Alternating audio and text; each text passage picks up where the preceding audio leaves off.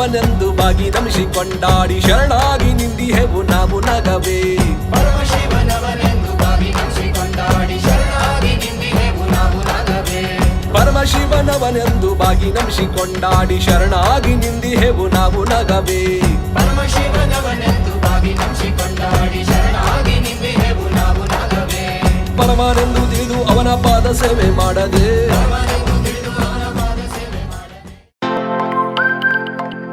ನಮ್ಮೂರ್ ಎಕ್ಸ್‌ಪ್ರೆಸ್ ನಿಮ್ಮ ಸುದ್ದಿಯ ಜೊತೆಗಾರ.